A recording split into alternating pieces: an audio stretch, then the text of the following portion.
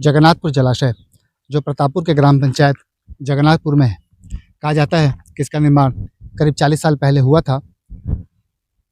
21 million cubic metre पानी इसका भंडारण क्षमता है और 567 हेक्टेयर खेती इस पर सिंचित होती है, जो रबी और खरीफ फसल दोनों मिलाकर है।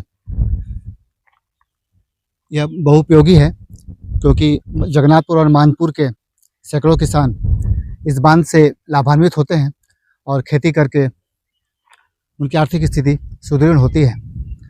अब इसका अस्तित्व खतरे में है। अस्तित्व खतरे में क्यों है? क्योंकि इसके जस्ट बगल में जगन्नाथपुरी खुली खदान, जिसे महान 3 कोयला खदान भी कहा जाता है और खदान धीरे धीरे इसके करीब आती जा रही है। संसाधन विभाग है और इसके अधिकारियों ने पहले ही इसका जो कमांड एरिया है वो प्रभावित होने की आशंका व्यक्त की थी और जो इसका कुल जो क्षतिपूर्ति होगी वह 17 करोड़ रुपए होगी। अगर बांध प्रभावित होता है या इसको नुकसान होता है या ये अगर नष्ट होता है, उसमें भू अर्जन भी है और 3 लाख रुपए कमांड एरिया के हिसाब से हेक्टेयर की लागत है और 567 हेक्टेयर मिलाकर कुल जोड़ेंगे तो ये 17 करोड़ रुपए के आसपास होगी। आइए हम समझते हैं कि इस बांध का अस्तित्व कैसे खतरे में है। मैं अभी जहाँ पे खड़ा हूँ प्रतापपुर अंबिकापुर मुख्य मार्ग से एक पक्की सड़क जो जगन्नाथपुर बस्ती की ओर जाती है वहीं पे हूँ और यह जगन्नाथपुर जो बांध है और महान 3 कोयला खदान उसके बीच में स्थित है। अब यहाँ से हम समझते हैं खदान और जो बांध है उसके बीच की दूरी कितनी होगी। ये मेरे इस हिस्से में आपको जो खुदाई हो रही है वो दिखाई दे रहा है। सड़क के किनारे किनारे आप दूर तक जाएंगे तो आपको ये खुदाई आसानी से दिख जाएगी।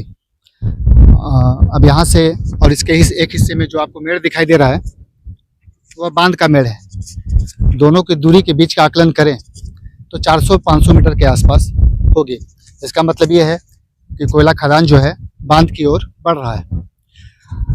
अब जल संसाधन विभाग ने जो अधिकारियों को जो चिट्ठियाँ लिखी थी उसमें क्या था, मैं आपको ये बताता हूँ। 2017 में कार्यपालन अभियंता सूरजपुर ने एक पत्र एसी अंबिकापुर को लिखा था। उसमें उन्होंने ये बताया था जो खदान के लिए प्रभावित क्षेत्र है वो बांध के 200 मीटर के आसपास है और अगर वहाँ तक खुदाई होती है तो बांध का संग्रहण क्षमता प्रभावित होने की आशंका है। आशंका उन्होंने जरूर लिखा, लेकिन जानकारों की माने तो बांध जो है खतरे में आ जाएगा और इसका अस्तित्व नष्ट भी हो सकता है। 2020 में गोगर नाला का डायवर्सन है उसको लेकर जो प्रक्रिया चल रही थी उसी के तहत ये सारे पत्र लिखे गए थे।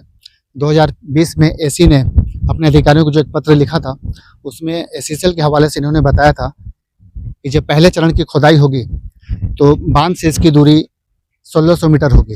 हालांकि यह नहीं थी और खुदाई 1600 मीटर के करीब ही थी जो बांध की ओर थी, और जब दूसरे चरण की खुदाई करेगा तो इनका जो चिन्हांकन है खुदाई स्थल का वो 800 मीटर के करीब है। मतलब कुल मिलाकर अगर 800 मीटर करीब है तो बांध जो है पूरी तरह से सुरक्षित है। लेकिन वर्तमान में जो स्थिति है जहाँ तक यह खुदाई पहुँच चुकी है वह 500 मीटर के आसपास है। कुल मिलाकर देखें तो अधिकारियों की जो बातें हैं उसके हिसाब से बांध का अस्तित्व खतरे में है। यह बांध काफ़ी महत्वपूर्ण है और 2 गांव के किसान यहाँ के पानी से अपने खेतों को सिंचित करते हैं।